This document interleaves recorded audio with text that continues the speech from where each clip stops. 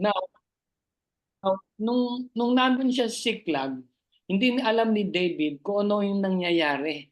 Kung ano yung nangyari doon sa battle, ano? Hindi niya alam kung sino nanalo, di ba?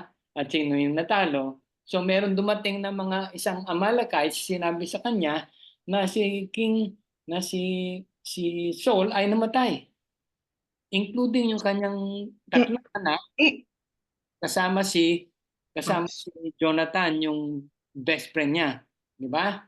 So doon na ano si David na Bella, Bella, Bella, talagang ano siya, Bella, Bella, nagluksa siya, Bella. nagluksa siya. Ate, Teka.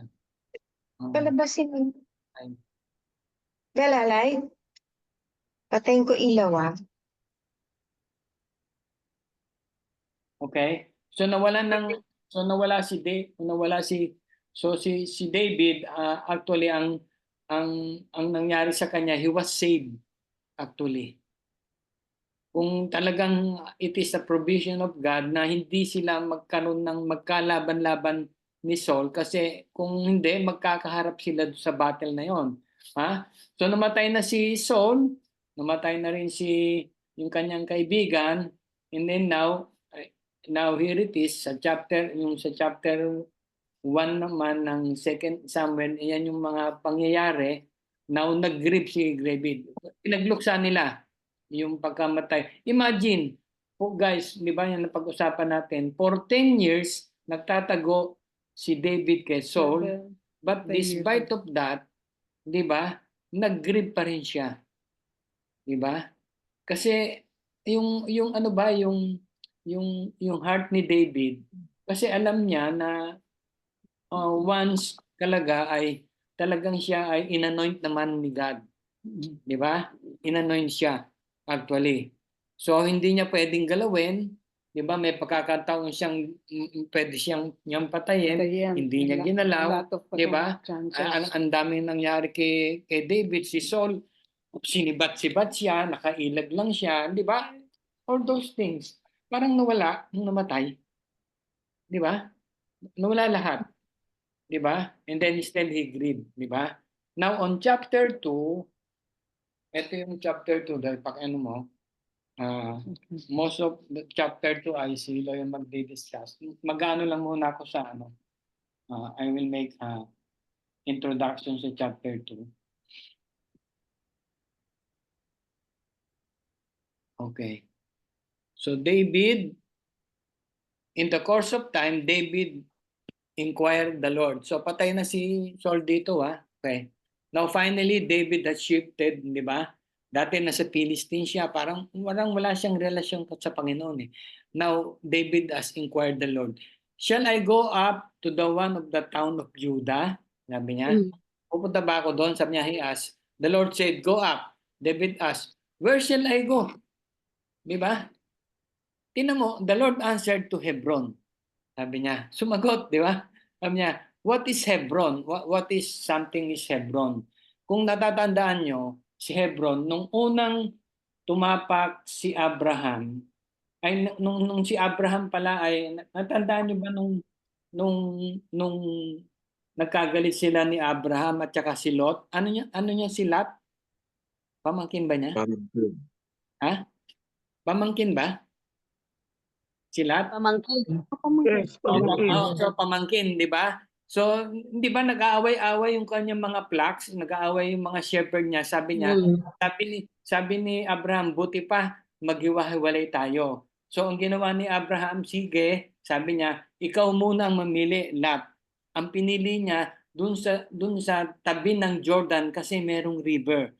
Pag may river, may life, di ba? At malapit sa Sodom and Gomorrah. Yun ang pinili ni Lot. Mantalang yung natirang lote ay ito yon, yung Hebron. Doon tumira noon si Abraham. Ha? So Hebron, ang Hebron ay mataas na lugar yan. 20 miles away from Jerusalem. Oh. So doon siya pinapunta ng Lord as a headquarters niya yon, di ba? Okay.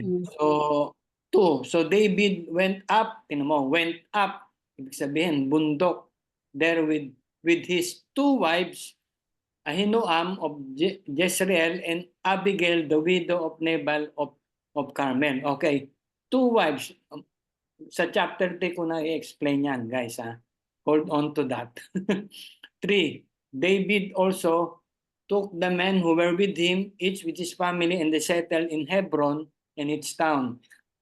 Then the men of Judah came to Hebron, and they anointed David king over the tribes of Judah. Okay. So ngayon, ang nangyari dito, si David, inanoint na siya, ibig sabihin, kasi before pa lang, inanoint na siya ni Samuel, di ba?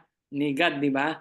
Bata pa siya. Ngayon, this time, malaki na siya, ibig sabihin, parang he was well-known na, pinakilala na siya as the anointed nakapalit ni Judah, ay nakapalit ni Saul, pero doon lang sa tribe of Judah. Okay, remember, meron 12 tribes ang 'di ba, ang buong Israel, 'di ba? Out of the 12, isang tribes lang ang sumapi sa kanya. Yung tribes lang ni Judah. Ha? The rest hindi. Ulitin ko When David was told that it was the man from Jabes Gilead who was buried Saul, he sent messenger them to say, "The Lord bless you for showing kindness to Saul, your master, by burying him. May the Lord now show you kindness and faithfulness, and too will show the same favor because you have done this. Now then, be strong and brave, for Saul your master is dead, and the people of Judah have anointed me king over them." Remember, he was a king muna doon sa Judah. Ang Judah yung nasa southern portion. Yung parang nasa baba, ang kanon ay Egypt, di ba? Yung 11, hindi pa nila kinikilala si David as a king. Okay, Loy. Anong 8. sandali lang natin. Okay. Okay. Ituloy ko lang. Meanwhile, tinan nyo Abner, son of Ner, the commander of Saul's army. Di ba? Dalawang yan, Saul's army at saka yung kay David, di ba? Meron nung panahon noon si Saul, meron siyang commander-in-chief, ang pangalan niya si Abner. Di ba? Has taken Bosheth, son of Saul, Ishbosheth, the son of Saul, and brought him over Mahanim. In other words, meron palang isang anak pa si Saul, na lalaki. So ibig sabihin, kung si Saul ay king, namatay na yung tatlong lalaki niya sa battle, ibig sabihin, itong isang natitira, pwede siya maging king, di ba? Siya magiging kapalit, di ba? Ito yung inano ni Abner, yung commander-in-chief, di ba? Commander-in-chief ni Saul. Dapat si Ishbosheth ang magiging king, and brought him over to Mahanaim, and made him king over Gilead, Ashuri, Jezreel, and also Ephraim, Benjamin, and all Israel. So yung 11 ngayon, ang nangyari, si David, king siya sa isang tribe, tapos yung 11, ang king doon ay si Ishbosheth. Pero actually, ang talagang nag-aano diyan ay si Abner. He was a military man. Kumbaga dito sa atin noon, kung halimbawa sa atin noon, he is the commander-in-chief. Kasi yung binack up naman ni Abner, hindi naman talaga weak. Ibig sabihin, weak siya. Di ba? Weak siya hindi siya talaga pwedeng maging king. Di ba? So, binack up lang ni Abner yon. Di ba? So, Ishbosheth, son of Saul, was 40 years old when he became a king over Israel. And he reigned only for 2 years. The tribe of Judah, however, remained loyal to David. The length of time David was king in Hebron over Judah was 7 years, and 6 months. So yan So yung si Ishbosheth 2 years lang, si David doon sa Judah 7 years and 6 months. Verse 12, Abner, son of Ner, together with men of Ishbosheth, son of Saul, left Mahanaim and went to Gibeon. Joab, son of Zeruiah, and David's men went out to meet them of the pool of Gibeon. Guys, maraming pangalan nito pero iaano lang natin yung mga pangalan na dapat tandaan. Unang tatandaan natin ay of course si David and then si Abner. Si Abner, commander-in-chief siya dati ni Saul. Siya ngayon yung tumatayong parang pinaka-head talaga. Tapos ang king noon si Ishbosheth. Ngayon, si David meron siyang commander-in-chief. Ang pangalan niya ay si pangalan Joab. Si Joab actually ay actually yung meron pa kasing si David kasi meron siyang sister, tapos yung sister niya may anak. Ito yon si Joab. Ang tawag doon, pamangkin niya? Lalabas? Di ba? Okay. And went out to meet at the pool of Gibeon. So nagharap yung dalawang group.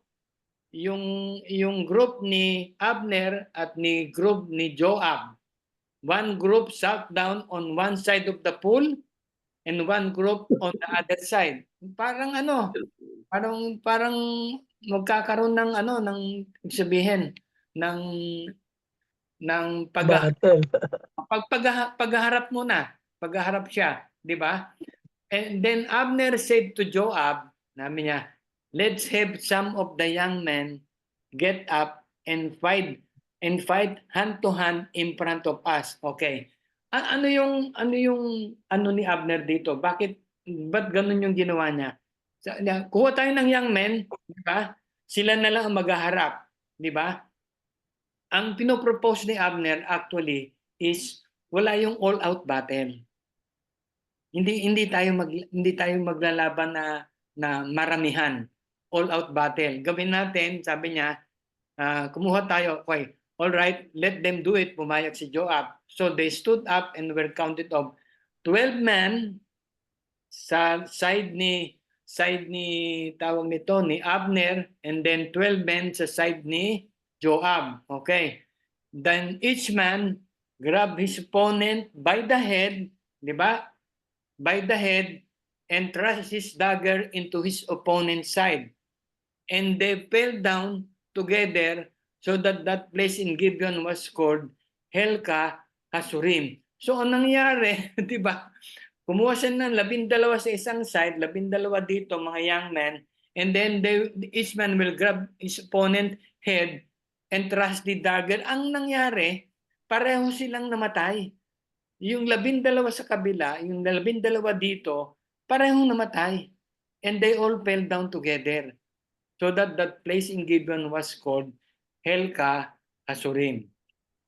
The battle that day was very fierce, and Abner and the Israelites were defeated by David's men. Okay. The three sons of Zeruiah were there. Joab, okay, Abishai, and Asahel. Tandaan nyo rito, ang tatandaan nyo rito ay si Joab at saka si Asahel. Okay. Now Asahel was a fleet-footed as a wild gazelle. He chased Abner, turning neither to the right to the left as he pursued him. So, ano ibig sabihin ng fleet-footed? Pag ikaw ay fleet-footed, ano Mabilis. Mabilis. Mabilis? Oo, mabilis ka. Si Asahel, ibig sabihin, mabilis siyang tumakbo. Di ba? He is a runner. Wild as a gazelle. Di ba? Ngayon, ang purpose ni Asahel, hinahabol niya si Abner. Di ba? Turning neither to right nor to left as he pursued him. Hindi siya tumitingin basta diretso siya, hinahabol niya talaga. Abner looked behind him and asked, Is that you, Asahel? Di ba? It is, he answered. Then Abner said to him, turn aside to the right or to the left. Take one of the young men and strip him of his weapon. But Asahel would not stop chasing him. Ano ibig sabihin nito? What is Abner doing? Bakit sinabi niya kay Asahel, okay, turn aside to the right or to the left, take one of your young men and strip him of his weapon, but Asahel would not stop chasing him. Ano ibig sabihin niya? Hinahabol niya si Abner, inabutan niya, sabi sa kanya ni Abner, "Hoy, kumuha ka ng isang tao, strip mo siya, strip of his weapon," but Asahel would not stop chasing him. He is warning Asahel. Kasi sabi niya, stop chasing me. Why should I strike you down? Kasi alam niyo guys, si Abner talagang ang military man yan. Si Asahel wala. Mabilis lang siyang tumakbo. Pero when it comes to battle, Abner wala siyang laban dyan. Wala siyang kalaban-laban. Subok na si Abner kasi during the time of Saul, laging kalaban, laging iyan ang talagang nasa front. Kumbaga yun, siya yung marine, 'di ba?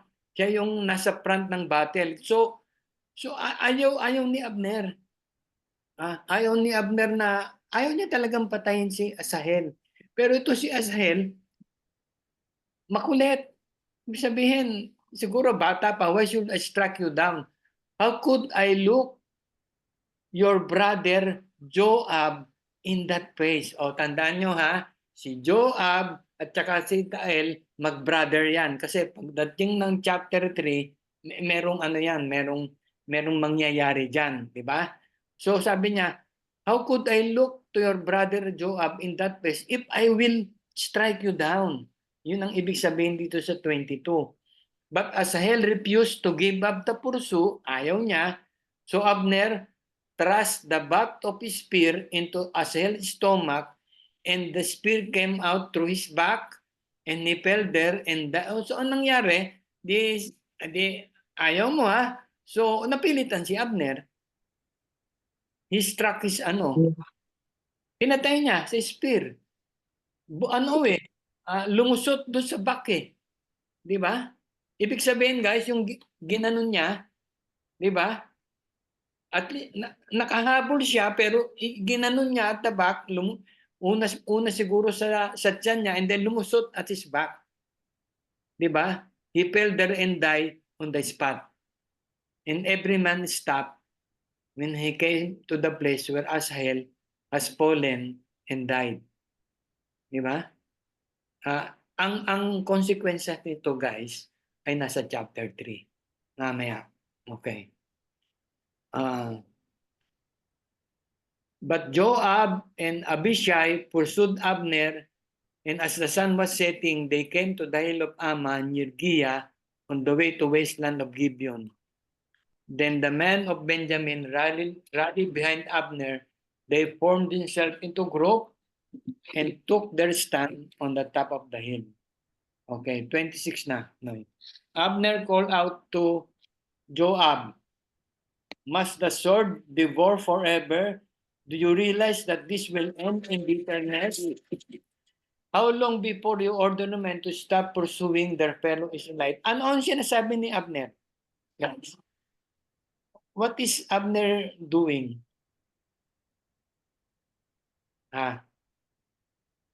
Sabi niya, stop na. Sabi niya, we must stop this kasi yung army ni Saul na ang namumuno si Abner, are they Israelites or not? Yeah, Israelite. Israelite. Etong kay Joab, Israelites or not? Same, Israelite. Israelite also. Di ba? Kaya nga sabi ni Abner, don't you realize that this will end in bitterness? So stop na. Stop this. Sabi niya. Joab answered, as surely as God lives, if you have not spoken, the man will have continued pursuing them until morning. 28 Lord. 28. So Joab blew the trumpet, and all the troops came to a halt, and they no longer pursued Israel, nor did they fight anymore. So, nag-stop na, di ba? Yung bakit, ako sa akin dito, bakit pumayag si Joab eh? Ano na, sugatan na tong sina Abner eh, di ba?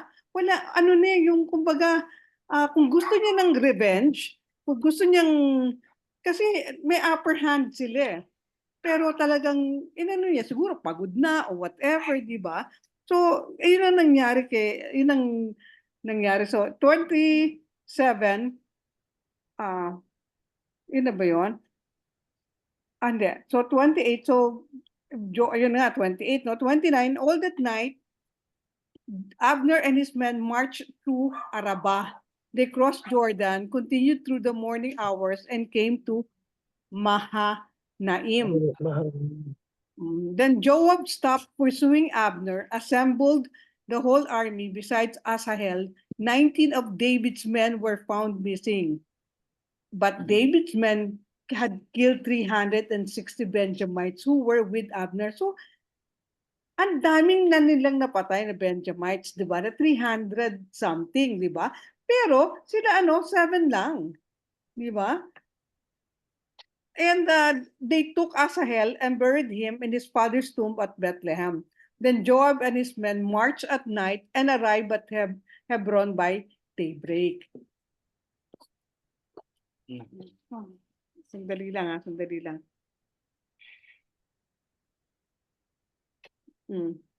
Alright. Okay. So, ano na tayo? May question dito? Mamaya na siguro. O, sige. Para tuloy-tuloy. Tuloy tayo. 3. Teka, 3. Ilabas mo na yan. Ba't ayaw? Ngayon. Okay.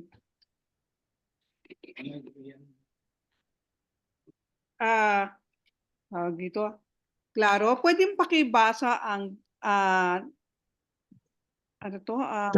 verses 1, 2, 3, 4, 5, and 6. And hanggang 5 pala. Okay.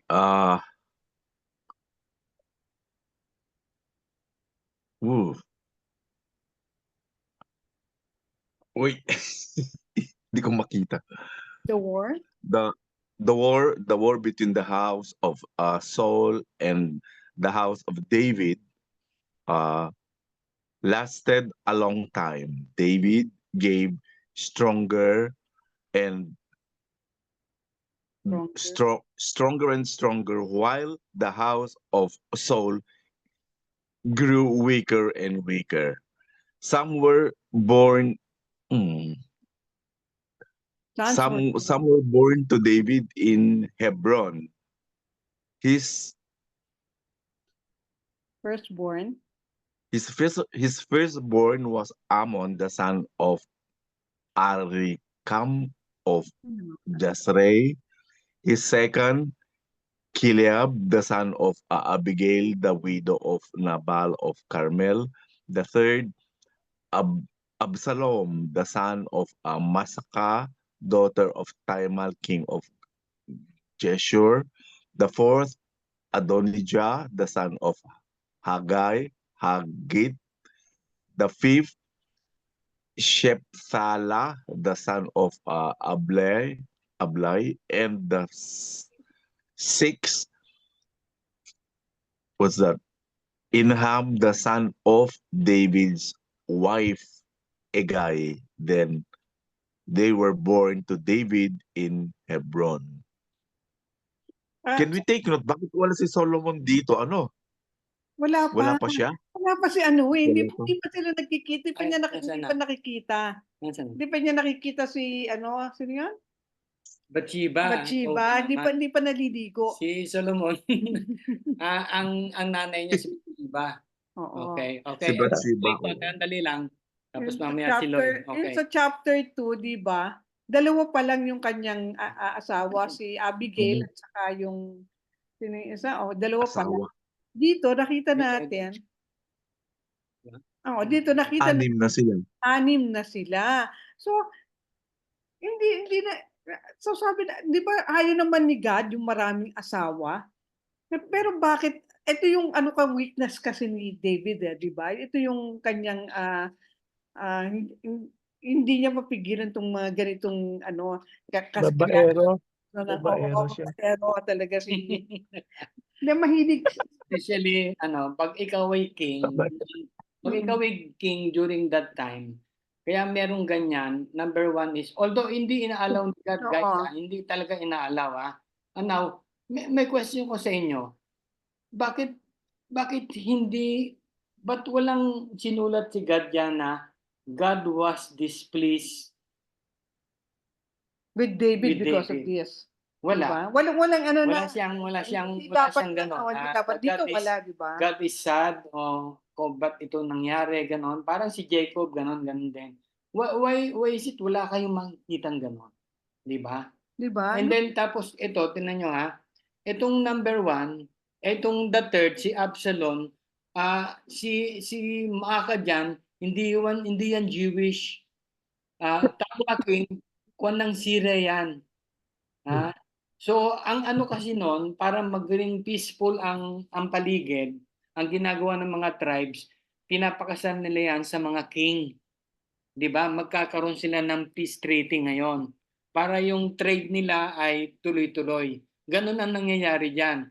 Although talagang bawal 'yan, and then God, He is so silent. 'Di ba? He was so silent. Parang tayo, akala natin yung if we have we have a wrong decision, we have done so much kay God na alam natin, Masama. may na ano ba kay God? He's so silent. 'Di ba? Pero tingnan nyo naman yung result. Tingnan nyo, tingnan nyo. Tingnan nyo kung talagang, kasi minsan si God hindi siya nagsasalita, 'di ba? Hindi siya preachy, 'di ba? Pero ang nangyari dito, si Amnon, 'di ba? Si Amnon, ang ginawa niya ay ni-rape niya yung kanyang half sister na si Tamar, Kapatid ni, kapatid ni Absalom. Yan, kapatid ni Absalom. So at the end, si Absalom, pinatay niya si Amnon. Tapos si Absalom, gusto niyang maging king, king. Ang gulo. nagkudeta siya kay Yeah. Ang gulo nito. Just imagine. Although God sinabi niya, wala siyang sinasabi, pero doon pa lang sa Deuteronomy, sinabi niya na hindi kayo pwedeng isa lang dapat. Pero ito, inaalaw niya. Parang tayo, guys. Sinabi sa atin, Thou shall not steal. Pero still, you did that. We did that, di ba? Pero we do that. Nagagawa natin, and then sasabihin natin, why did God allow? Di ba? Why did God make me choice? Wala. Dito pa rin na meron tayong free will. Oo, may Pero free will lahat pa rin ng tayo. decision natin may consequences. Yan, di ba? Ito yung mga consequences because David, makita natin, hindi siya naging good father. Hindi niya talagang, house divided talaga siya. Hindi siya marunong. He may know how to rule his kingdom, pero his family wala talaga. At ang nangyayari sa maraming babae.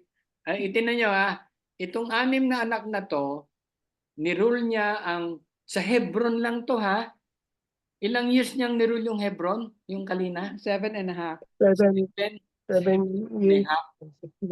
Lang. So ibig sabihin almost every year meron, di ba? May anak siya. Di ba? So imagine that. Di ba? Did God allow? No. Diba? Kung gusto ba ni God yan? Tayo may kasalanan. Tayo may kasalanan. Si Adonijah, son of Haggith, siya naman, he seized the throne from David at one point, no? And kinuha niya yung concubine ni David. Pero in-execute naman siya because of that. Oo. Yeah, ito guys, sa Hebron lang to. Ngayon, nung pumunta si David sa Jerusalem, meron pa. Okay. And wait, there's more. There's more. Okay, tuloy mo na. Abner goes over to David. During the war between the house of Saul and the house of David, Abner had been strengthening his own position in the house of Saul. Now Saul had a concubine named Rizpah, daughter of Aiah, and Ishbosheth said to Abner, "Why did you sleep with my father's concubine?" So nagalit si Abner because of what Ishbosheth said. So he answered, "Am I a dog's head on Judah's side? Or this very day I am loyal to the house of your father Saul and his family and friends. Diba? I haven't handed you over to David. Yet now you accuse me of an offense involving this woman. May God deal with Abner, be it ever so severely. If I do not do for David what the Lord promised him on oath, and transfer the kingdom from the house of Saul and establish David's throne over Israel and Judah from Dan to Beersheba." Ishbosheth did not dare to say another word to Abner because he was afraid of him. So, kumbaga, hindi natin nabasa si Ishbosheth, di ba? Tatlo lang nga alam natin anak ni David, ni Saul pala. Si Jonathan at Jonathan. dalawang kapatid na namatay during the war. Ito, sabi nila, daw to anak sa concubine ni Saul. So, at very, very weak. Kaya it's so easy for Abner to manipulate him. Kaya takot. At remember Abner is a great warrior. Talagang general siya ni Saul. Tapos ayun nga, in-accuse. Pero kasi nagiging yun ang ginagawa kasi ni Abner pinapo-fortify niya yung rule, ini-strengthen niya yung rule niya sa Israel. Tapos siguro nakakahalata na rin si Ishbosheth. Ayun. So in other words, nagalit si Abner. Ma'am Lloyd, Nagalit si excuse me. Abner. Kasi baga sa ma'am, tama po ba sinisipingan ni Abner yung nanay ni Ishbosheth? Alam mo, Sinisipingan, yun ba yun?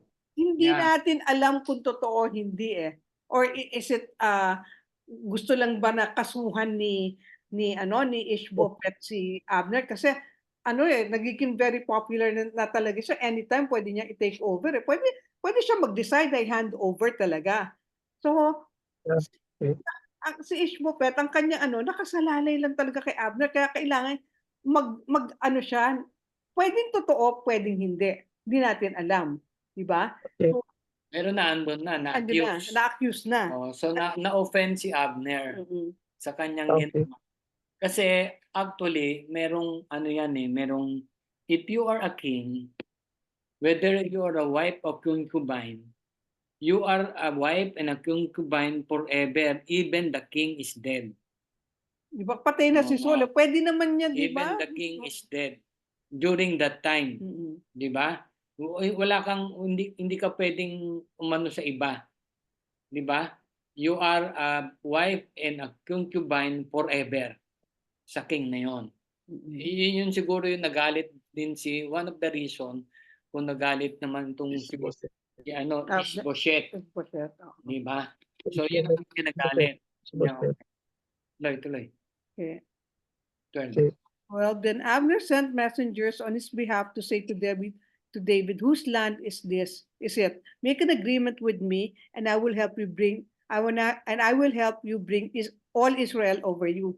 Kumbaga, nagpadala siya ng messengers na yung kumbaga inaano niya na make an agreement with me, and I will unite ko ang Israel at ibibigay ko sa iyo. So ibig sabihin, si Abner gusto na niyang Makipag-ayos. No? makipag-ayos Kay David. kay David. Oo. with David. I-unite na yung buong Israel, 11 tribes plus 1 kay Judah, magiging 12 na yon. Mm-mm. Yun ang gusto ni Abner. Di ba? Okay. Kasi one. Yes. Kasi, guys, bali wala naman yung king nung ano eh. Yung king ni Abner, ano siya eh, tawag doon? Actually, wala. Puppet siya, puppet. Puppet lang talaga siya. Ginagamit lang talaga siya ni Abner. Di ba? At saka di ba tinratan niya si si Ishbopet na O, hindi na siya oo, nagsalita. di ba? Tinratan niya na I will, yung he would now support David and help David fulfill what the Lord promised. Alam ni Abner na si David talaga pinramis yung kingdom kay David. Ano yung ginagawa niya? Kasi di ba tayo may alam tayo pero hindi natin ginagawa. Di ba? Ang gusto natin mangyari, yung gusto kung ano yung gusto natin, di ba?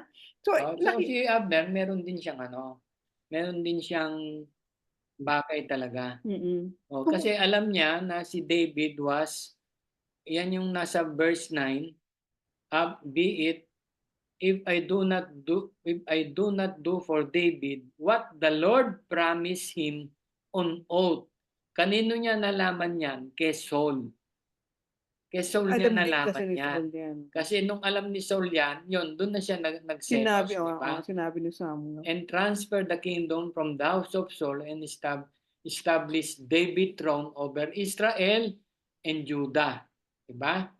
Okay, all the way to north hanggang south. Okay, 13. Good, said David. I will make an agreement with you, but I demand one thing of you. Do not come into my presence unless you bring Michal, daughter of Saul, when you come to see me. Right. Sa messenger yung mga kausap niya rito, ha? Then David sent messengers to Ishbosheth, son of Saul, demanding, give me my wife Michal, whom I betrothed to myself for the price of 100 Philistine foreskin. Remember, kaya niya napakasalan kasi si Saul, sinabi, bigyan mo ko ng Dowry. dowry na 100 foreskin kasi akala niya mamamatay si David, hindi kaya ni David yon. So Ishbosheth gave orders and had taken away from her husband Paltiel, son of Laish. Her husband, however, went with her, weeping behind her all the way to Bahurim. Then Abner said to him, go back home. And he went back. Okay, question guys. Bakit gusto ni David na si Michal Milka, ang demand niya bago magkaroon ng agreement? Michal, oo. Bakit gusto niya? Asawa niya yun, the first place eh. Pero may asawa ng iba. Unang asawa niya yata yun. Dagdagan ba? May asawa ng Yun iba. ang unang asawa niya. Mahal na mahal siya. Gusto ba niya Oo, sirain? may asawa niya. Diba? Gusto ba niya sirain yung pagsasama nun? Ano siguro, it's a political move para mag-merge na yung makukuha na ni David yung 11 tribes na pag-aari ni Saul. Kaya kailangan niya ngayon yung anak niya na asawa naman niya. May karapatan siya talaga doon. So it's a political move para mag-merge at maging isa na ang Israel. That's how I see it. Parang halimbawa, although he was a son-in-law lang, di ba? Son-in-law ni Saul si David, di ba? Ang lumalabas because of Michal. Di ba? Michal, di ba? Michal.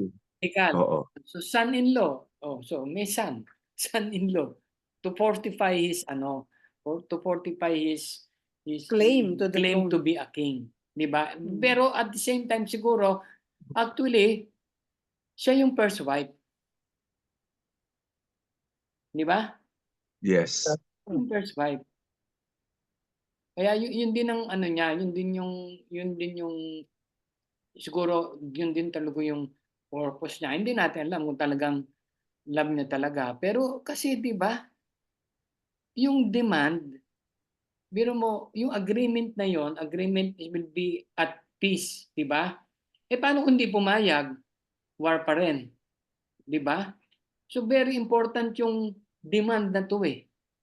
Di ba, isipin, so very important talaga si Michal sa kanya. Not only for political reasons, siguro because of, syempre, may emotional factors yan, which we do not know. Saan ka nanoy? 15. So Ishbosheth gave orders and had taken away from her husband Paltiel son of Laish. Ay, ito na yung, Oh, tapos na. So Abner conferred with the elders of Israel and said, "For some time you have wanted to make David your king. Now do it. For the Lord promised David, by servant David, I will rescue my people Israel from the hand of the Philistines and from the hand of all their enemies." So Abner spoke to the Benjamites in person, then he went to Hebron to tell David everything that Israel and the whole tribe of Benjamin wanted to do. When, yun na muna tayo, di ba? So, so ano nangyari? Okay. Ano nangyari doon? Kinausap niya lahat, di ba? Kinausap niya lahat ang mga Benjamites, yung mga 11 tribes. elders, 11 elders of Israel, na gusto naman pala talaga nila na si David maging king. Di ba? So, gawin nyo na ngayon. For the Lord promised David. So, alam na alam ni Abner yun, pero si, Ishbosheth pa rin ang kanyang niluklok as king, di ba? So Abner become the parang lumalabas si Abner dito sa need kay David? Siya ang naging Peacemaker. Parang tulay. Di ba? Parang tulay. sino ba yun? Yung forerunner ni Christ, di ba? Parang John the Baptist. alam mo, parang naging evangelist siya eh. Proclaiming David as a king eh. At hindi madali yon yung sa 11 tribes na yon na yung mga nakapunta dyan sa Israel, ang lawak ng Israel. Going from north to south, ang terrain niya, pinoproclaim niya lahat na si David na talaga ang king. Di ba? So he became an evangelist actually. Ha? So biglang naging ibig sabihin, he came to realize si Abner talaga nag full-time na siya kay David. Bumaliktad na siya kay Bumaliktad na talaga. Okay. So David sent Abner. So ito naman, okay. And Abner said to David, "Let me go at once and assemble all Israel for my lord the king, so that they make covenant with you." Diba? Si Abner nang sabi niya, no? "That you may rule over all that your hearts desire." So David sent Abner away and he went in peace. Okay. Mahalaga to yung last paragraph na yan. Okay, like Okay. Joab murders Abner. Just then, David's men and Joab returned from a raid and brought with them a great deal of plunder. But Abner was no longer with David in Hebron, because David had sent him away and he had gone in peace. When Joab and all the soldiers with him arrived, he was told that Abner, the son of Ner, had come to the king and that the king had sent him away and that he had gone in peace. So Joab went to the king and said, "What have you done? Look, Abner came to you. Why did you let him go? Now he is gone. You know, Abner, son of Ner, he came to deceive you and observe your movements and find out everything you are doing." Okay, Kumbaga, yan muna. nag-i-spy lang yan. Okay. Okay. So ganito. Okay. So David, and Joab returned in a raid. So si Joab, 'di ba? Hindi niya alam na si Abner ay nakipag-peace agreement dito kay David. Guys, itong 22 hindi niya alam. Wala siyang kaalam-alam. Ngayon, kung kalinahan, 'di ba sinabi niyo, yung pinatay ni Abner, sino yung pinatay ni Abner? Yung kapatid ni Went to the king and said, "What have Sa you chapter done?" 2, sa chapter 2, yung mabilis, flat-footed, si Asahel. Yeah. Pinatay Pinatay ni Abner. si Asahel at saka si Joab, magkapatid yan. Tandaan nyo? Magkapatid yan. Yes. Kaya ganito ang tono. Yes. Kaya ganito ang tono Kaya ganito ang tono ni Joab. Nung bumalik siya, Galit siya, no? Galit. oo, dala-dala niya yung maraming plunder, di ba? Mga gold, silver. But Abner was no longer with David in Hebron because David has sent him away and he has gone in peace. So nalaman ni Joab na pumunta pala doon si Abner. Sabi niya, so ang nasa mind ni tawag nito, inaano ko lang ha, dinadrama ko lang. Yung nasa mind ni Joab, siguro binihag ni David. 'Di ba? Walang kaalam-alam si ang nasa mind ni Joab, binihag niya, 'di ba? But David has sent him away and he is gone in peace. So when Joab and all the soldiers with him arrived, he was told that Abner had come to the king, and the king has sent him away and that he had gone in peace. Tapos so Joab went to the king and said, bakit mo ginawa yan? Bakit po pinakawalan? Yan, yun yung context, guys. Kaya sinabi ni Joab yan, bakit mo ginawa yan? Kasi alam ni Joab, si Abner, siya yung pumatay sa kanyang kapatid. Gets nyo? Ha? Look, Abner came to you. Why did you Si let... Abner, pinatay niya yung kapatid ni Joab. Yeah, si flat-footed. Si Siya sa flat-footed. health. Okay. Swift feet. Oh, yung Yung sweet feet. mabilis. Boobs like a mabilis deer. tumakbo. Siya yun. Si Abner. Yung Oo. makulit. Siya yun. Kaya ganito, Pinapabalik na, ayaw bumalik. yung kanyang Galit, tono. oo. Kaya ganito, what have you done? Look, Abner came to you. Why did you let him go? Di ba? Now he is gone. You know Abner, son of Ner, he came to deceive you lang and observe your movement and everything. And to find out everything you are doing. Okay, lang ituloy mo. Okay. The drama. So, di ba yung ang ano dito, kasi ang ano ko lang dito kay Joab, takot siya, bakit ayaw niya si Abner, kahit aside from pinatay niya yung kapatid, kaya galit na galit siya, di ba?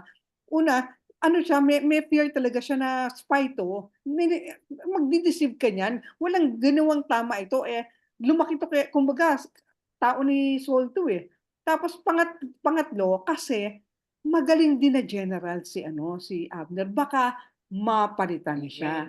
May interest. Di ba? Kasi remember si Abner, very schemish. Di ba? Masyado siyang maraming kasi siya naglublok kay Oo, di ba? Yung kumbaga magaling manipulate. Okay. Yes. So, Now when Abner returned. 26. So sa 26, sinabol niya. Pwede ikaw magbabasa ng 26 hanggang 29. Joab then left David and sent messengers after Abner, and they brought him back from the cistern at Sirah. But David did not know it. Now when Abner returned to Hebron, Joab took him aside into an inner chamber, as if to speak with him privately. And there, to avenge the blood of his brother Asahel, Joab stabbed him in the stomach, and he died. Oh, yan. Di ba, guys? Di ba? Kaya niya nasabi, bakit nyo pa pinakawalan? Di ba? So ito, ang ginawa ni Joab, without the knowledge of David. Di ba? Kasi ganito naman, nung pina-messenger niya, siguro yung messenger, sinabi niya rito kay Abner, bumalik ka. Kasi gusto kang makausap ni Joab. Ni Joab. O ni Abner. Di ba? O, bumalik ka. Hindi siya bumalik. Tignan mo. When Abner returned to Hebron, so bumalik siya. Bakit siya bumalik? Because of the message ng messenger. Ano yung Without someone who's running. So ang ginawa niya, Joab took him aside in the chamber, as if to speak with privately, and there he avenged the British and he stabbed him in the stomach. Ha? Ano, Guys, Beda, kung pagpatuloy mo yung 28 and teka 29. muna, kung ito isa sa pelikula mo, habang ini-stab niya, sabi siguro ni Joab, this is mother. Naisip ko lang yun. Ano yun, sir? Ulit nga, hindi ko narinig. Yeah, this is for my brother habang Yeah. diba? Galit siya. Okay. This is for my brother. Okay, continue. Later, when David heard about this, he said, I and my kingdom are forever innocent before the Lord concerning the blood of Abner, son of Ner. May his blood fall on the head of Joab and on his whole family. May Joab's family never be without someone who has a running sore or leprosy, or who leans on a crutch, or who falls by the sword, or who lacks food.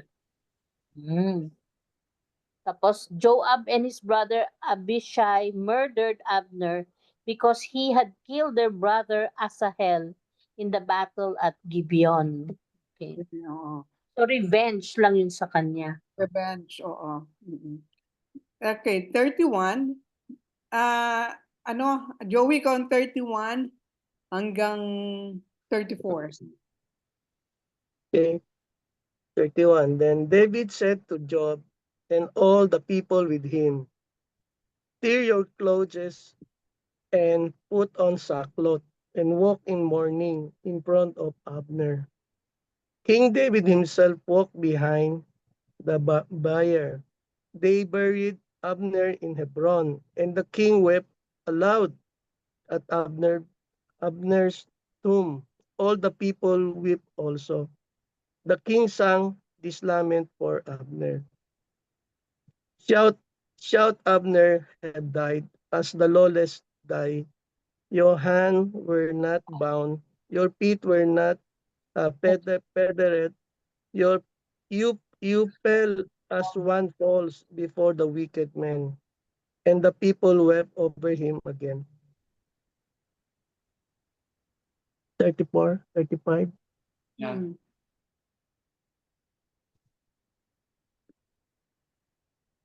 Hanggang, that's it? Tama ba? Yeah. Hanggang 34? Abner have died as a low life. Ba't iba? Okay. Yeah. Bakit ganun na lang ang ni David, guys. Oo nga no? So Yeah. once si Abner naging kalaban niya, Sobra, di ba? Yeah. Bakit ganito? Tear your clothes. At saka hindi lang siya, lahat. Sabi niya, Yeah.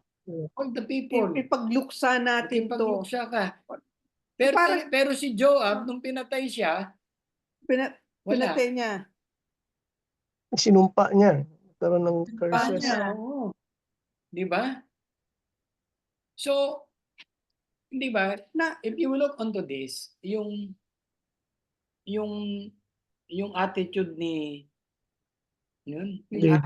David kay Abner at kay Joab, di ba? Ang laki ng difference. Kasi si Joab kasi, guys, look what will happen if there is no forgiveness. Pag tayo we are unforgiven and we are bitterness, Tayo. look ang nangyari kay Joab. Yung Pumatay consequences siya. niya. Di ba? Naging bad president na to Oo. president. Hindi niya sinabi kay David. He is a king. Di ba? Yun ang dun eh. Yung unforgiveness and bitterness will be messy. Di ba? Maano ka rin kay David kung paano niya na-forgive itong mga kalaban niya. Yung mga umapi sa kanya, si Saul, di ba? Yung talagang inano niya, yung pinagluksa niya eh. Oh. Si Jonathan, alam natin na talagang very close siya. Pero itong mga humabol sa kanya, si Abner kasama sa humabol sa kanya eh. Gusto siyang patayin eh. Pero yung kanyang forgiving heart, no? Ang galing. Doon ka bibilib talaga kay David. Ang dali niya mag-forgive. Tapos, Tayo ba kaya natin yun? tapos ito pa, 35. Then they all came and asked David to eat something. Well, it was still day. Sabi ko na, ikaw na. But David took an oath saying, "May God deal with me, be it ever so severely, if I taste bread or anything else before the sun sets." Oh, hindi naman dito. Guys, ha? Hindi siya kumain, no? Hindi siya Oo, kumakain. Talagang ibang klase. Ayuno. nag-mourn talaga Ayuno. siya. Talaga. Yeah. Hindi ito yung hindi ito fake. Di ba? And all the people took note and were pleased. So nagustuhan naman ng tao na talagang very forgiving naman si David, di ba? And did everything that the king did please them. So on that day, all the people there and all Israel knew that the king had no part in the Okay. murder of Abner, Oo. son of Ner. Then the king said to his men, "Do you realize that the commander and great man has fallen in Israel this day? And today, though I am anointed king, I am weak. And these sons of Zeruiah are too strong for me. May the Lord repay the evildoer according to his evil deeds." Kawawa naman si Joab.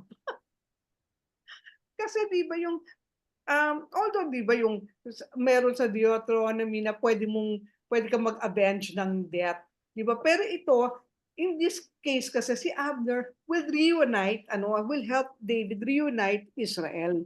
Kaya natagalan pa bago mag-reunite ang Israel, di ba?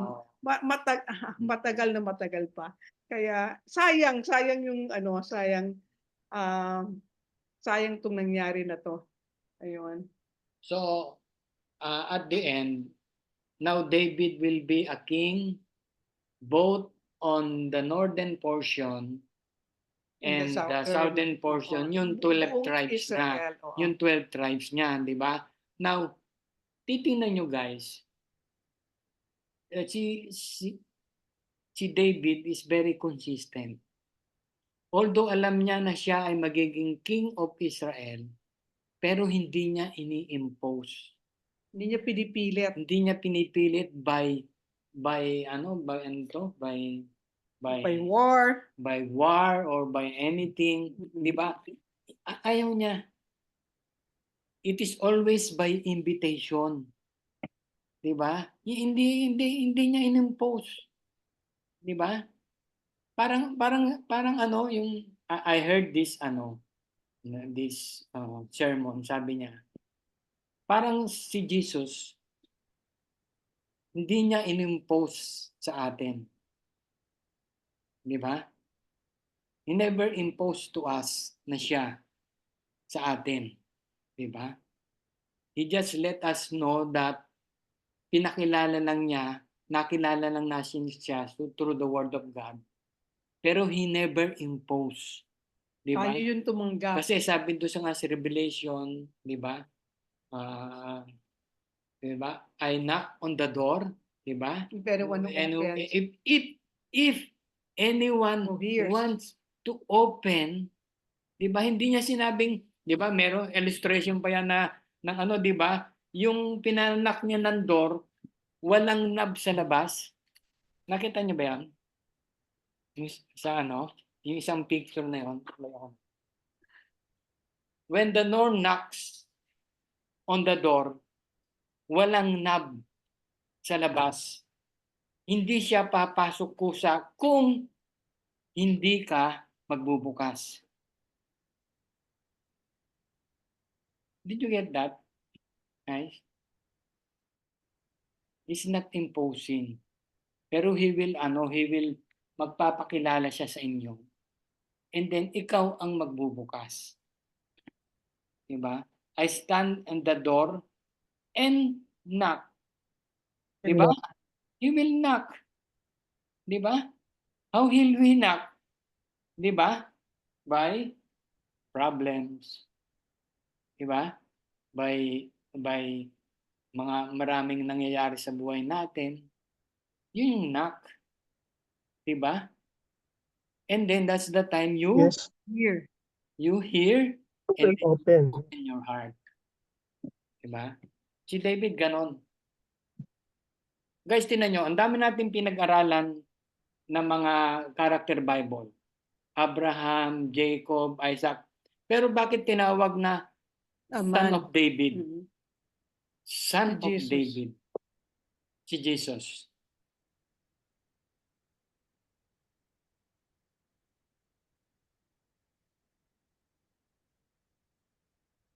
Di ba? Tinawag siya. Mhm. I'm the son of David. Yeah. Bakit hindi son of Moses? Ano naman si Moses, di ba? Marami siyang nagawa. Di ba? Because of the king. Di ba? Because David is a king. And Jesus is the king.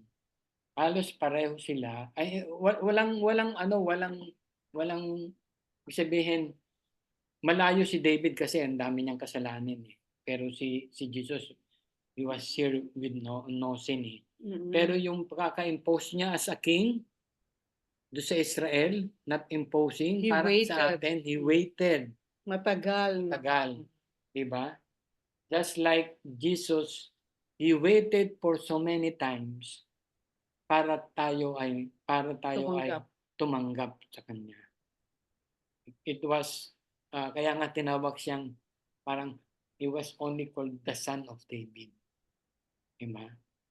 So so yun guys, ang dami pag natapos sa chapter 4, chapter 5, chapter 6, padami ang asawa niya.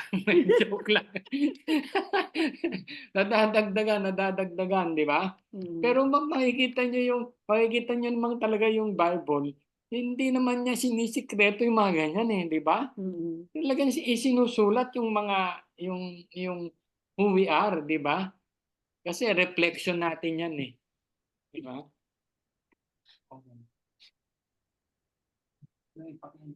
Okay, Rose? Siglan si Rose kaagad eh. Ano ang take mo sa ating ano ngayon? 2 Samuel 2 and 3. I think more of yung willingness na to obey Mhm. sa utos, yung importance na we're willing to obey para yung we can listen and grasp the entire yung God's voice. Mhm. Yung we have to be willing kasi sometimes kunyari yung mention kanina ni Tito Mike na yung our decisions in life kasi is parang ripple effect. Kunyari, you're bitter and something, so you're unable to forgive. So, yung actions natin towards that will also result to something hindi nice in our lives. Yun po yung take ko. Yes, nakinig at nagbasa. Thank you. Thank you po. Eda, ikaw naman. Ano yung natutunan mo ngayon dito sa ating ano?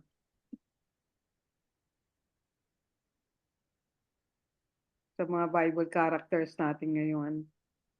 Ako, ano ba? Yung, ano bang natutunan? Yung pagiging forgiving ni David. Yun siguro. At saka yung pag-honor niya sa anointed ni God, 'di ba? Si Saul. Kahit na yun na nga sabi ni Kuya Mike, hinabol-habol siya, yung ganon. Still, binigyan niya ng honor si Saul because he is anointed by God. Ayun, parang na-forgive na rin niya, no? Na-forgive din niya si Saul for that. At saka yun na nga, yung kay Abner din, the same, kaaway niya nung una, pero nag-peace sila, di ba? Siguro nga, mas maganda yung for world peace, sabi nga. We have to forgive And yun, humble ourselves, forgive, at saka live in, yung parang live in unity as much as possible with our fellow men. Mm. Ayun lang. Ako, ano ko muna, di ba, yung sa first verse pa lang ng chapter 2, ano na ako, di ba? Yung si David, in the course of time, David inquired of the Lord, shall I go up to one of the Amen. towns of Judah? Or should I go up? Where shall I go? And the Lord, ang tagal ng silent kay David, di ba? And then he said to Hebron. Di ba? So, nag-start si David ng right sa kanyang pag-rule, di ba? He inquired of the Lord. And ito yung dapat nating ginagawa na kailangan, before anything, kung ano man ang desisyon natin, kailangan mag-ask tayo kay God.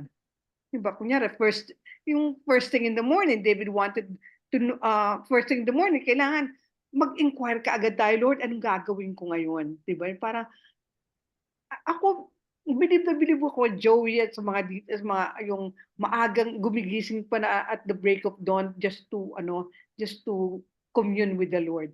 Hindi ko magawa yun eh. Pag-pray nyo nga na magawa ko yan. Kasi dati, nung tawag dito, nung pandemic, nagagawa ko yun. Pero ngayon, hindi ko na magawa, di ba? So, yung parang ko yun, si David does not want more blessings on his plans, di ba? Pero he wanted to be right in the middle of God's plan. Gusto niya ito yung ginagawa niya, ito yung plano ni God sa kanya.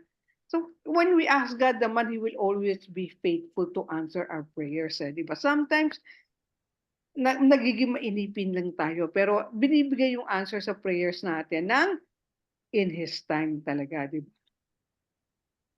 And remember hindi hiningi ni David yung throne, yung elders ang nag-anoint sa kanya. Hindi niya inimpose, sabi nga ni Mike kanina, never siya nag-impose, di ba?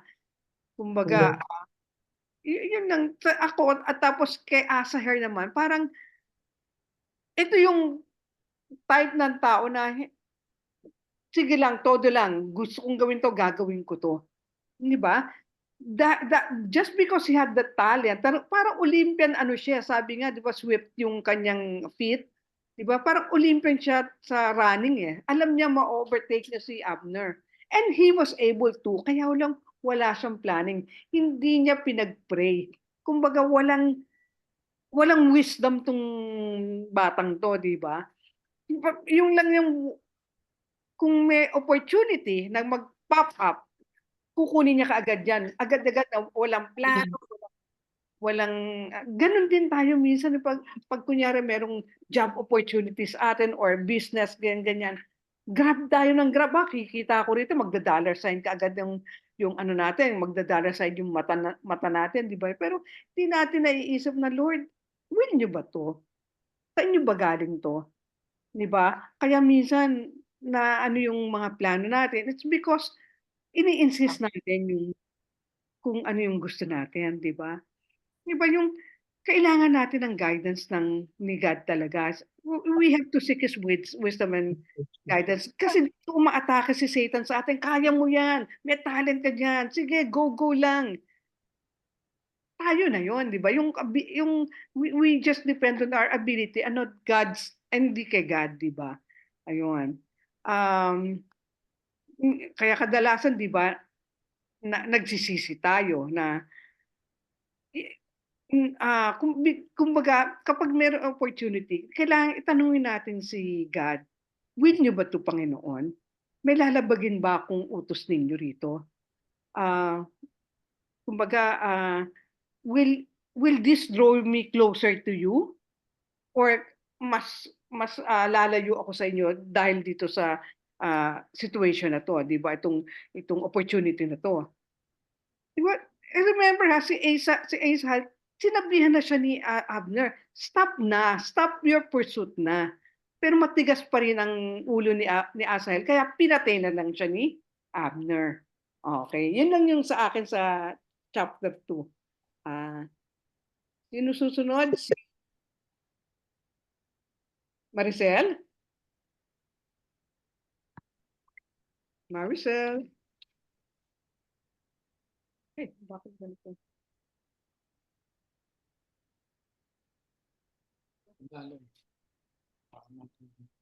Ah, si Larcy.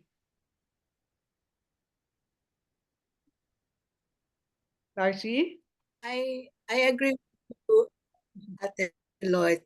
I agree with you about God's will. Pero siguro sa dami na rin ng pinagdaanan ni David, nainip na siya sa God's will niya. Kasi lahat buhat ng buhay si Saul talagang parang dumana talaga siya sa butas ng karayom eh. It's so hard to understand yung God's will sa life niya. Kaya nung nakakita siya ng another way, akala niya na naman yun na yung ano, yun yung God's will. Na sabi nga dito sa binabasa kong Bible, David was upset over Abner's death for several reasons, sabi. He was grieved over the loss of a skilled military officer. Number 2, he wanted to place the guilt of Abner's murder to Joab, not himself. And number 3, he was on the verge of becoming king over the entire nation, and utilizing Abner was the key to winning over the northern tribes. So yun na siguro yung naiisip niya. Tapos namatay pa. You put yourself sa life ni David. Parang, di na ba ako magiging king? Siguro kung magre-reklamo lang siya kay God, God, namatay naman si Abner, knowing na talagang makakatulong sa kanya dahil second powerful na kay Saul si Abner. To think yung pinagdaanan at hawak na din niya yung anak ni King Saul na yung mahirap ang pangalan. Yeah. Buset. Buset. Hirap talaga magantay ng God's will. Yeah. Yun. At saka hindi mo malaman kung yun ba talaga yung will ni God. Parang how many more disappointment yung dadating sa life mo. Kahit nga tayo ganun minsan eh. Akala natin, oh, ito na, but it's not. Yung pa si King David na ang haba ng pinag-antay niya kay Saul. Nung namatay, ganun pa rin. Yun lang Amen. po. Yeah. Thank you, Darcy. Good point, Larcy. Ay, bukas nga, next Friday, ang chapter 4, si ano ha? Brother Claro. Si Brother Claro. Oh no. Claro. Amen. Joey, huwag kang tumawa dyan. Bigla ko ma-upset. Joey na lang. Ayaw no. na. Si Joey next. Natapos. Wala ako.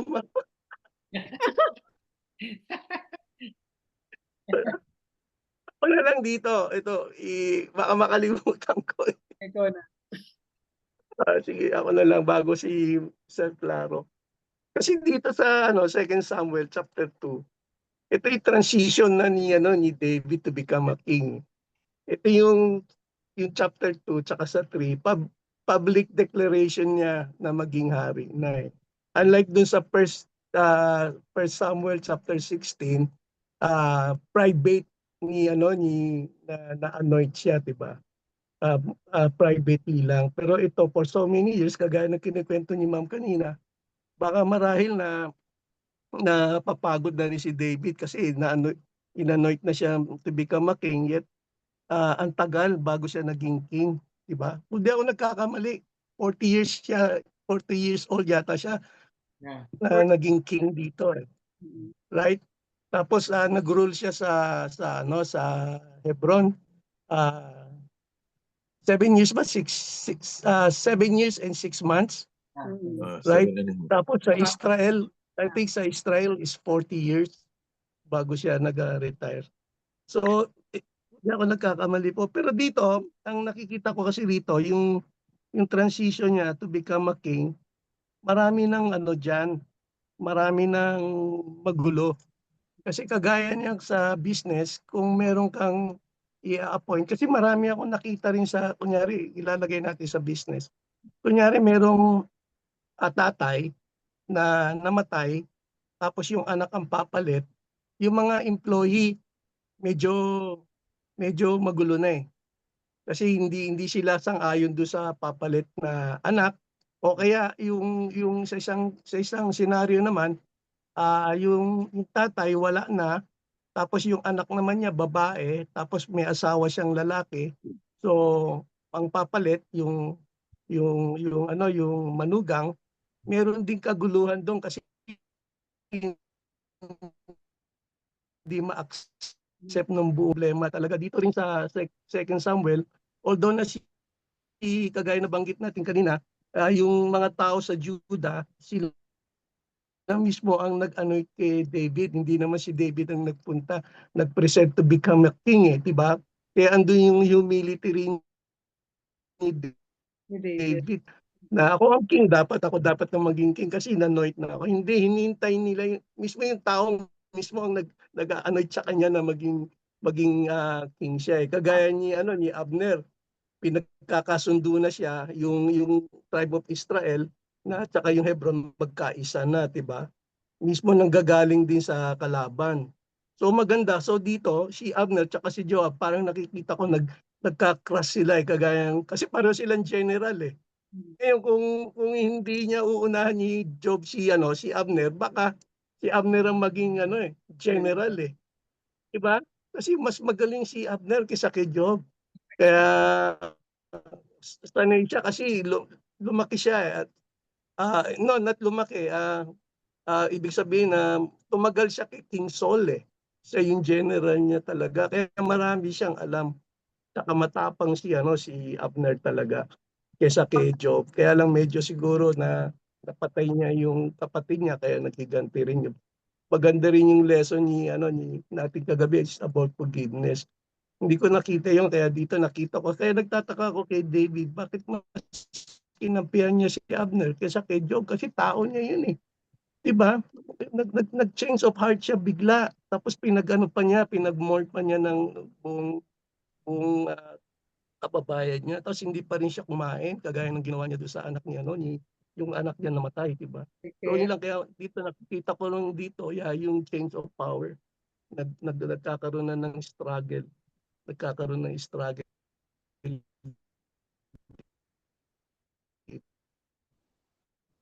Tayo ba yung mahina?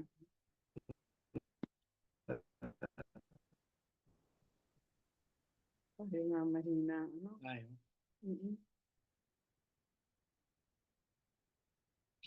No. Please there. Hello? Sabi dito kanina, tinamahan kasi ako dito eh. Habang binabasa ko tong kaninang umaga tong Second Samuel, kaninang umaga sabi rito, diba? Inquire muna kay Lord. So yun, nag-inquire dito sa Second Samuel, sabi niya, in the course of time, David inquired of the Lord. So, tinamahan ako rito, kaya inaya ko kanina si Bless. Sabi ko, Bless, akit tayo sa mountain. Mag-pray tayo kasi meron kami pinapadala. So, dali-dali kami umakyat doon. Quick escape muna sa prayer mountain. Then, pray doon sa prayer mountain. Then, go back. Kasi alam namin mayroong Bible study. So, nagdali-dali rin kami pumaba. Just to pray doon sa mountain. So, yun. Yun lang.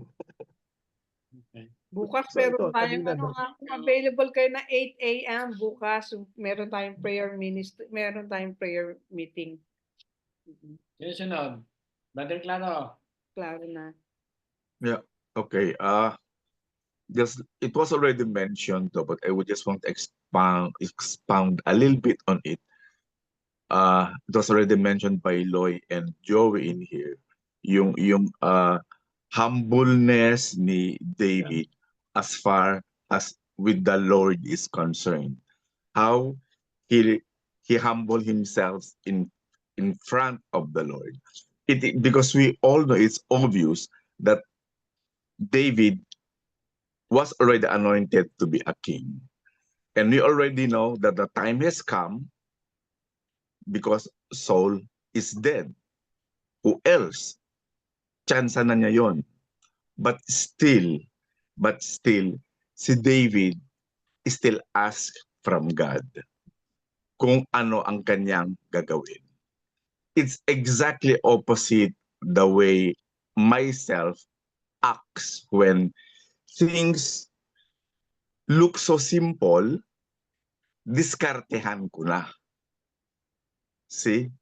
If there is a decision that has to be made and it looks so simple, didiskartehan ko rin talaga. Hindi na ako, nakalimutan ko na yung mag-inquire o magdasal kay Lord. But look what David did. The situation is really very simple.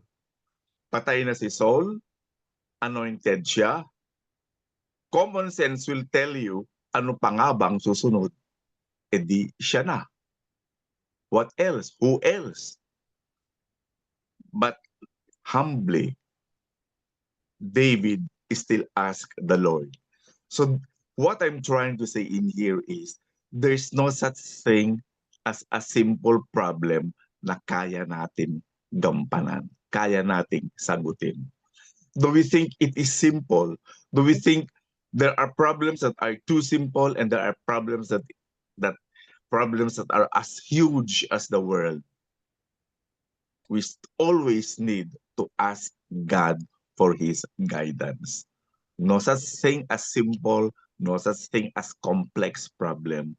We should always ask God for his guidance and protection. That's what I saw in this. That is going to be my take home into this. Huwag magmagaling. Napakasimple naman nito. Kayang-kaya ko na ito, Lord. Tabi ka na dyan. Diskartehan ko na. No such thing. Simple as it may be, we should always ask God for his guidance and protection. Yun lang. Thank you. Amen. Thank you, amen. Yun po. Lahat ng ano na yan, si Bless, wag daw siya. Tapos si Maricel, tinanong ko kung kamusta siya, hindi naman sumasagot. Okay. Okay na. Okay. Beta tapos na. Mm-mm. Okay. So yun lang. Guys, it's kagaya nga ng napag-aralan natin,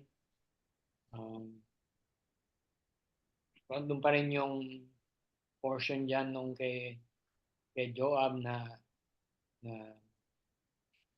yung kanyang unforgiveness, Mm-mm. diba? Hindi naman niya alam talaga yung ano yung Bakit adoon si kung Abner? bakit namatay yung kanyang kapatid. Mm-mm. Na si Abner is pinitigilan na siya, di ba, guys? He was wag mo kung wag mo na akong anuhin. Habulin. Ay, Oo, nawala. yeah, Teka wag mo na muna. akong habulin. Teka muna, nawala na si Beda. Hindi tayo nakapag-picture taking. Sige, picture taking muna tayo. Paki-open muna. Okay. Open. Sesame. Darcy. Maricel. Bless. Okay. Tayo na lang. Okay, yun. Okay, sige. Mike. Ayun, sabi saying, di ba, yung pinapag-usapan Ay, teka mo siya. muna, Si Bless, biglang nagano eh. Okay, Bless uli. Rose, ano. Bless, okay na. Ayan, okay. May medyo, dark, Bless. Madilim. Madilim sa kanya. Oo. Ayan. Okay, sige. 1, 2. Okay. Okay. Ayun, yun lang yung sa akin doon. Sabihin, talagang it will poison us, unforgiveness, bitterness, yung mga attitude na natin ganon. Siguro we have to rethink, di ba? Kasi hindi naman talaga maganda ang kalalabasan. So unfortunately, yung yung pinatay niya, he was stabbed, 'di ba? Napaka ano yung pagkapatay ni Abner, 'di ba? Parang useless, 'di ba? Out of anger, 'di ba? So kasi sometimes if we have those things in our life, 'di ba? Sometimes we stab them, not by sword, but by mouth, by Nakakasakit words, tayo. by attitude, or anything, 'di ba? Sometimes minamarites, nako, usong-uso ngayon 'yan. Pinopost pa, 'di ba? Yung something like that. As a Christian, guys, as a Christian, let's be very careful, 'di ba? On how to deal with those. Kasi hindi ano 'yon. Hindi glorifying kay God, 'di ba? Oh. So, yun lang, and thank you so much for again another week. Meron pa kayo dadagdag? Yung meron ako idadagdag, Sister Loy, yung dito, yung natandaan niyo yung dito sa verse 2, verse 14, yung doon sila sa pool Oh, ni yeah. Abner tsaka ni Joab, doon pa lang nagkakainitan na sila eh. Di ba? Nag-wrestling yung mga... Ang ganda siguro ng scene doon, no? Andun sila sa kabilang... Pinabayaan siya ni Joab doon, di ba? Tapos biglang papatayin din pala niya. Hindi pa niya pinatay noon. Di ba? Kayang-kaya niya eh. Siguro, Yeah. Saka nananalo na sila noon eh. Nananalo na. Kaya lang, di ba yung parang, sabi ko sa inyo, may ano yan din, may insecurity problem din si Joab. Yeah, opo. Yeah. Oo. Kasi alam niya na pwedeng palitan siya ni Abner. Di ba? Yeah. Saka gusto ni Joab kasi, kailangan may punishment niyan, David. Bakit mo pinakawalan? Di ba? In peace pa. Di ba? Bakit mo pina-in-peace pa? Di ba? Yung, win-warn lang tayo ni God na yung do not let yung anger natin and unforgiveness pollute your walk with Him. Kasi kapag may anger ka, kapag may unforgiveness ka, hindi ka talaga makaka-walk hand in hand with the Lord. Hindi pwedeng hindi maapektuhan ang spiritual walk mo with God. Di ba? Kaya kailangan tapos yung Abner, yung anger nga ni Joab led him to murder Abner, di ba? Yeah. And di ba yung kailangan natin, vengeance is from the Lord. Sabi nga ni God, vengeance is mine. It belongs to Him alone, di ba? Saka Ma'am Loy, iba, kung natatandaan nyo, sabi na nga ni Abner, umalis ka na dito, baka wala akong mukha harap sa kay Joab pag napatay kita. Oh, Diba sinabi niya na yun eh. Umalis ka na pinag-iisip rito. talaga yun si Asahel, di ba? Sinabi niya na yun, diba? Wala akong mukhang iharap sa kay Joab, sa kapatid mo kung mapatay pa kita. Pinatay niya. Grabe, no? Pero nung pinabalik ni Joab si Abner, di ba? Yeah. Alam na kaya ni Abner na it's so parang he will meet. Tinidor siya eh, no? Tinidor. Mamimit niya itong kapatid na pinatay niya, di ba? Yeah. Pero ewan ko, yung message ng messenger hindi natin alam. Yeah.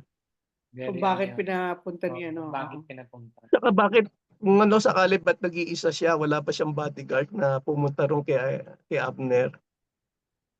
Hindi dapat nagkagulo rin sila doon sa lugar ni David. So malalaman ni David doon. So kung lalaban siya, kung si Abner ako, siyempre hindi ako pupunta mag-isa doon. May dala rin akong batalyon. Yung message, Joey. The message. Yeah. The message lang. Message. Baka siguro, pinatatawag ka, pinababalik ka ni David.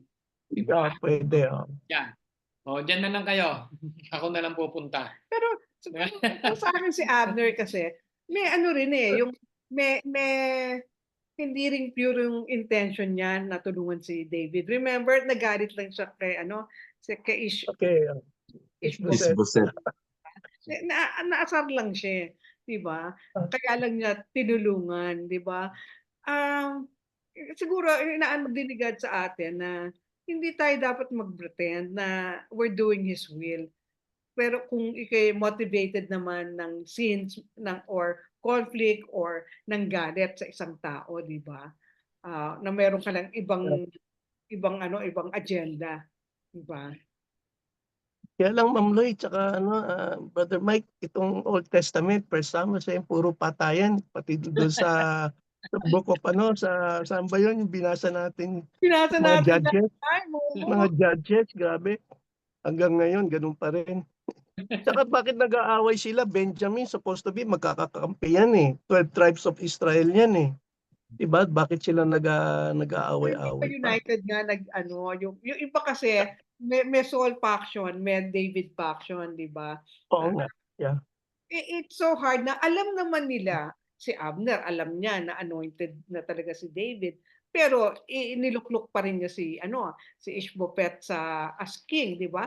So, meron tayong mga alam natin ang dapat gawin pero di natin ginagawa. Yeah. Mga self-interest, no? Meron tayong self-interest na Alam natin yung na will ng Panginoon pero iba yung ginagawa natin. Kaya kita mo, ang tagal bago yung will ng Panginoon talagang mag-manifest. Kasi inaano rin natin, di ba? Ang dami nating mga kalokohang ginagawa. Instead na mag-obey, inaano pa natin, binibigyan pa natin ng reason. Nira-rationalize pa natin yung mga hindi natin pagsunod. Ayun. Okay. That's it. Okay. All right. Okay, I'll share lang, quick Oo. lang to kasi I would like to share to you.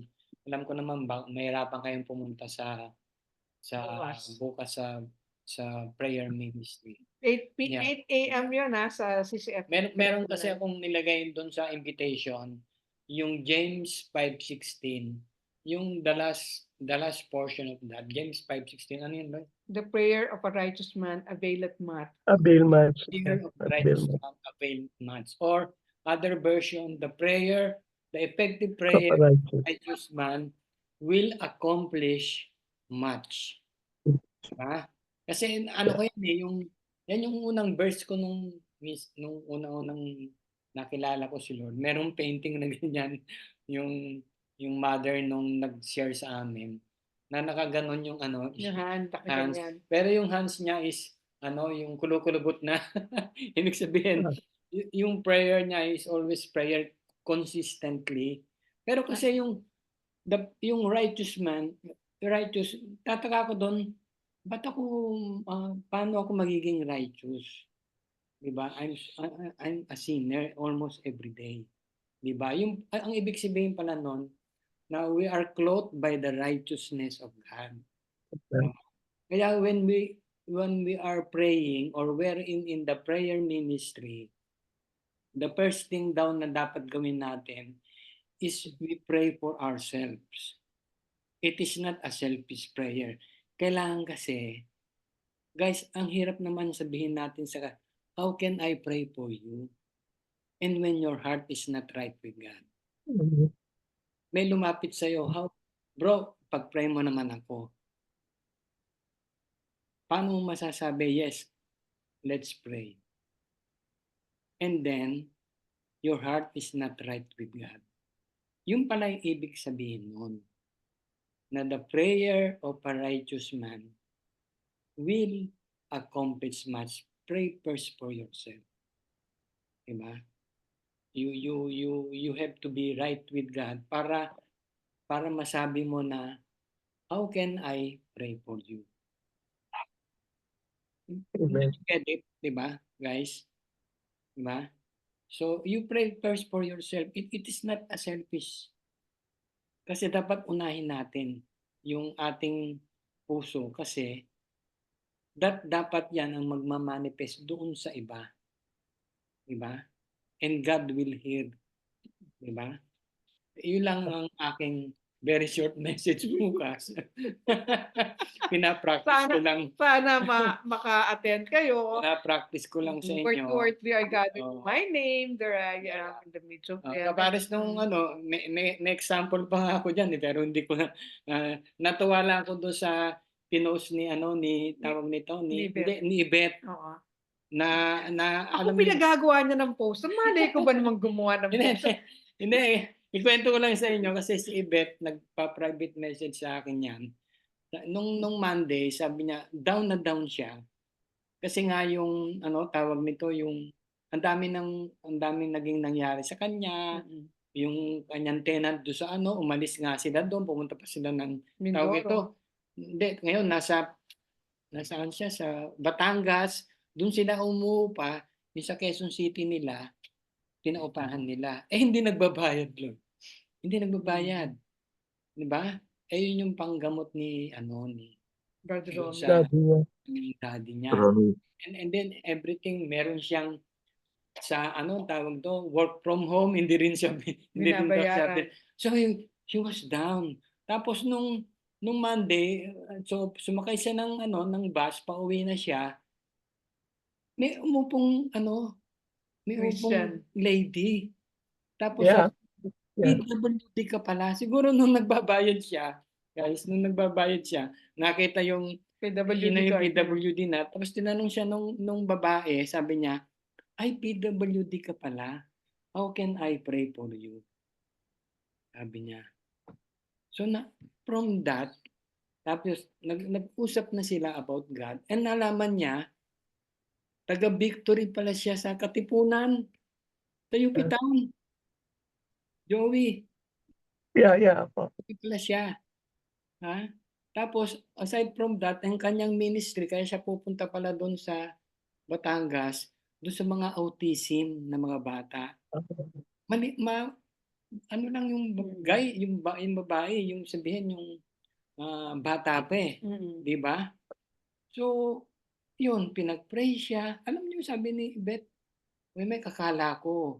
Sabi niya, kala ko pinabayaan na ako ng Panginoon.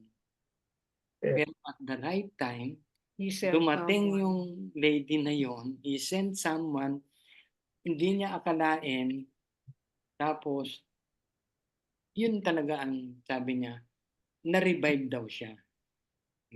Talagang so that is the power, guys, of prayer. Particularly corporate prayer. Okay? Yun lang. Let's pray. Lord, we thank you so much for blessing us with the life of David and the lessons that we have learned. Lord, tulungan niyo kami na it will not only be on our head, na it will go down, Panginoon, in our heart. Help us, Lord, to encourage somebody, Panginoon, who we know that all of us has been maraming mga problems. Lord, sana ay lagi niyong i-right, Panginoon, aming mga puso so we can pray one another, pray for those who are around us, Panginoon. Lord, thank you for the people here, Panginoon. Also praying for yung mga wala rito na hindi nakarating, that something has happened, Panginoon. Pray for those who are sick, Panginoon, si Rick, ni Tess, si Lourdes, yung sister-in-law ni Yankee, and then si Melot, si Carlito, ni Melot, and then to Maricel, Panginoon. Heal them, Panginoon, and bless them, Panginoon. Thank you again for the being with us, Panginoon, and thank you for the life that you have given to us until now, Panginoon. Yes. We pray. Amen. Good night. God bless. Night. Good night pa. Thank you. Night, Rose. Good night, Good night. everyone. God bless.